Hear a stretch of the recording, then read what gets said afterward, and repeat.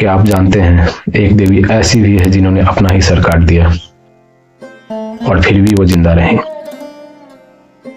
Varanasi movie teaser में दिखाई गई ये देवी कोई हॉरर नहीं, यह शक्ति का सबसे भयंकर रूप। यह कहानी है मां छिन्नमस्तिका की, 10 महाविद्याओं में से एक, जो भय और करुणा दोनों का एक साथ दर्शन करवाती है। तो मैं इसका स्टोरी बताता हूँ आपको क्या था। एक बार मां पार्वती अपनी 2 सखियां डाकनी और वर्णिनी के साथ नदी के किनारे विहार कर रही थी। खेलते खेलते दोनों सखियां भूख से व्याकुल हो गईं। उन्होंने मां से कहा, मां हमें भोजन चाहिए। पर उस समय मां के पास कोई भी खाने की वस्तु नहीं थी। तब मां ने वो किया जो कोई सोच भी नहीं सकता।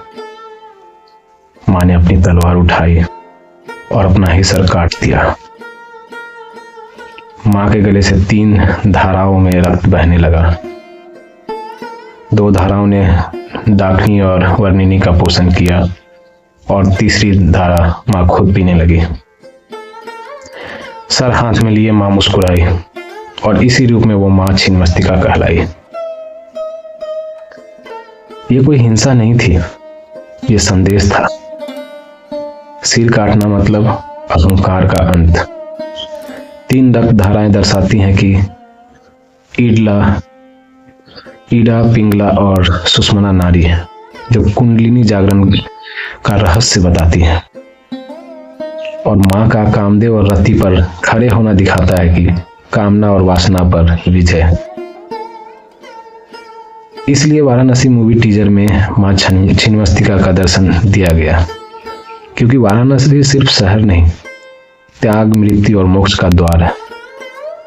और मां छिन्नमस्तिका मृत्यु के बाद भी चेतना का प्रतीक है।